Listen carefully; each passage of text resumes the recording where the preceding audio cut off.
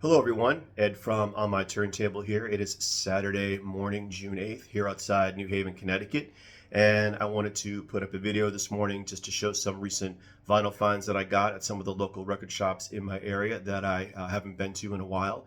But first off, before I begin that, I just wanted to say thank you to the folks that have participated and commented on my previous video, which was my first thread, focusing on female artists and female performers, female-led bands. I've had a lot of great responses. A lot of great folks have reached out to me. I'd like to say a special thanks to Brian at Embryonic Robot and Chris from Record Talk, who've posted their own video threads as well in response. So thank you very much. I really appreciate that. And I'm just learning a whole bunch of new stuff, and that's what it's all about. So I'll probably do a part 2 down the road, but looking forward to see what other folks might want to bring to the table. But Brian and Chris, thank you very much for your participation as well, and for all the folks that have provided some great comments also. So thank you very much. I appreciate it. Having fun. So with that, I wanted to share with you some finds. I got 12 in total that I got recently over the past couple of weeks at some local shops. But the first one I'm going to show is something that I got off of one of my eBay sellers, and I've never seen this before.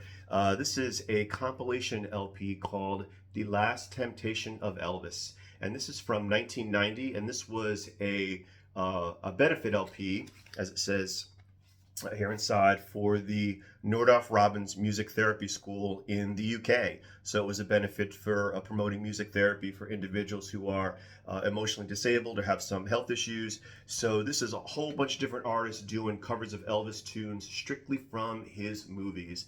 And garish, horrible cover aside, there's a lot of cool bands on here. I haven't listened to it yet, but it definitely sounds like a laugh riot. Everybody's on here, from the Primitives, Jesus and Mary Chain, the Pogues are on here, Lemmy is on here, Pop Will Eat Itself are on here. You got, of course, Springsteen and McCartney are up here up front as well. The Cramps are on here. So this is a bit of the track list here in the back. You folks can check that out. So this was rather unique. It came up with my eBay sellers. I am a big fan of Elvis, and I'm a big fan of interesting, unique compilations. So I figured I would pick this up and give this a shot. So not sure if anybody else has seen this before or knows about it. It'd be cool to know. But this is to benefit that school in the UK via the New Musical Express, the NME, and this is The Last Temptation of Elvis, all covers of his movie tunes. So that should be a lot of fun. Next up, my local place here in New Haven, and one of them called Elm City Records. I picked up a nice copy of the Chesterfield Kings. Don't open till Doomsday. So I have to thank Brian over at Cosmic Vinyl for getting me back into the zone again with Garage and Psych and all that kind of stuff. I remember seeing these guys here in the New Haven area back in the 80s when this came out. Just great, fun, garage rock music. Simple, no fuss, no muss. Just great rock and roll. So the Chesterfield Kings from 1987, don't open till Doomsday. And they're still putting out music. There's some stuff on now being played on satellite radio by them. So still making new music. Next up, a big rockabilly fan. So this is Robert Gordon with Link Wray. This was his debut LP from 1977. I had seen this on CD before back in the day, but never a vinyl copy of it. So that's a great photo of the two of them right there. Old school rockabilly. It is what it is. You know what it's going to sound like before you put it on, and it's just a lot of fun. So he's had quite an interesting discography. So I'm looking to pick up some more of his stuff. So, but just a cool, sharp cover. It's just, that's fantastic. That really just stands out. So that's Robert Gordon with Link Wray doing some, great old rockabilly stuff. You can see the track list right there. Some originals and a cover of Summertime Blues as well. Moving on to some jazz. I was really, really psyched to get this. I'm a big, big fan of Oscar Peterson. So this is the Trio live in Chicago. This I've been playing a lot. This is really, really beautiful stuff to listen to. You have Oscar Peterson on piano. You've got Ray Brown on bass and Eg Thigpen on drums. So the set list is just fantastic. I've never been in love before, In the Wee Small Hours of the Morning, and then Chicago. And side 2 is The Night We Called It a Day, which is awesome. Sometimes I'm Happy, Whisper Not, and Billy Boy. So this is a live recording in Chicago that they did in the early 60s, I believe. It is really just beautiful to listen to. So if you're a little interested in piano jazz, or if you're an Oscar Peterson fan, you may very well know about this. But this was really great to get my hands on. So this is fantastic. The other Oscar Peterson I got was the same Trio studio recording of them playing on just these great standards here. Everything from Let's Fall in Love to The Strut to Satin Doll. Fly Me to the Moon, all that good stuff. So same trio, studio recording, came out roughly around the same time. Absolutely fantastic. So big fan of Oscar Peterson and big fan of the trio that he had here with these folks. And then the second record shop I went to was down in a place called Static Era Records in Milford, Connecticut.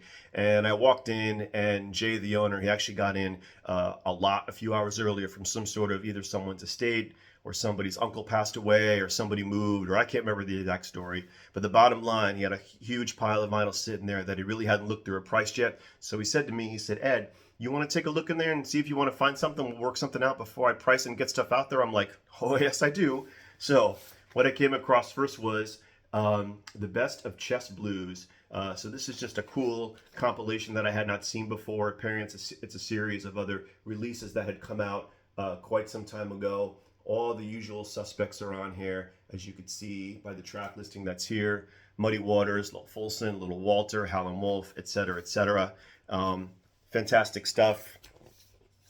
Great gatefold here with a little bit of history there. So I was very psyched to pick this up as well. So this is, I haven't played this yet in full, but what I've heard already, of course, it's fantastic. I know all of it already, but it's just great to have another, a nice solid chess compilation. I've been getting very much into a lot of bubblegum and light garage and sunshine pop, once again, courtesy of Cosmic Vinyl, getting interested in that. So this is Don and the Good Times. So good. Groovy, man. Look at that groovy cover. So, you pick this stuff up and I look at it and I try and find if there's a name that I could recognize, and no surprise, produced by Jack Nitzsche. His hand was all over everything, all this stuff in the 60s. And with the photo here, one of the band members right here, where my thumb is, that is Don Gallucci, the former 15-year-old keyboard player of Louie Louie and future producer of the Stooges Funhouse. So this was his band that got put together after he left the Kingsmen, apparently. I did some reading up on it. In essence, it's one of those 60s records where they're a band in photo and name only, and you've got basically the Wrecking Crew doing all the instruments on here. Right, Cooter's on here, Hal Blaine, Glenn Campbell. Jack Nitzsche calls in all his buddies to do the music. It's pretty disposable, it's pretty forgettable, but it's silly, sunshine pop, and it's fun. And it's on that old school, yellow Epic label, which is very cool and fantastic to look at, very classy. They have some originals on here. They do some covers of Spencer Davis, Give Me Some Lovin'. They do With a Girl Like You, the Trogs tune, and they cover Good Day Sunshine by the Beatles. So good by Don and the Good Times. Groovy, man. This, shifting gears completely, I was very psyched to get. This is the debut of Lords of the New Church. Oh, man, I haven't seen this in a long, long time. Certainly not on vinyl in a long, long time. I was very, very jazzed to find this. Stiv Bators, Brian James. This is just great. Classic, old school, early goth stuff. New Church, Russian Roulette, Open Your Arms. I was very psyched to get the inner sleeve that came with it. There's the band members there listed in last name only. Lyrics on the other side. Nice black IRS label, right? Very, very cool right there. Hopefully you can see that, a little upside down, but there it is. Just very sharp. This takes me back to a time when, it was just early MTV. That's really how I discovered Lords of the New Church. They played Open Your Eyes to death just to fill that airtime back in the day. But man, the whole thing is great. Teen angst and goth mixed together never goes out of style. Very dramatic, way over the top, heavy percussion. Just great, great stuff. I'm going to find their other releases as well and pick those up on vinyl too. I got them on CD in the house, but this is just great to have on record again, the Lords of the New Church. Just great, great, great stuff. And then switching gears, I was very surprised to find a bunch of these because these on vinyl, excuse me, tend to be rather pricey these days. I got good old Mr. Steve Earle. So here's his debut, Guitar Town from 1986. This goes for, fetches a pretty penny online now, which a lot of his stuff on vinyl does. So this is pretty basic, intro, guitar, maybe, guitar, country, Bakersfield kind of pop stuff.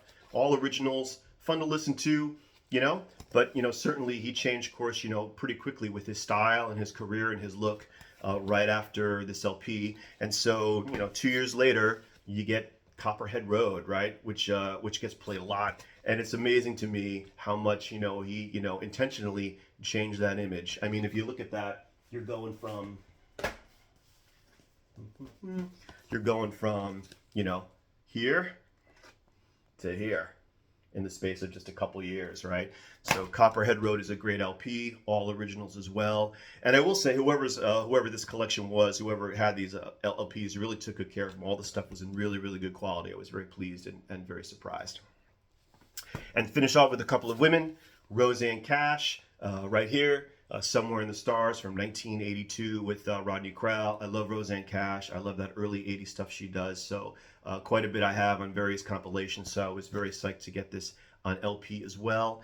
And lastly, from Canada, Jane Seabury. So this is The Walking. So once again, Jane Seabury I've had on various compilations over the years. I kind of know of her stuff, but not completely familiar with it. So not necessarily a blind buy, but I'm interested to listen to this and maybe get more familiar with her music again. So and when I read some reviews on this, the reviews pretty much said that this was challenging, difficult, and good luck with that. So I'm all in to give this a listen. So Jane Seabury, The Walking from 1987.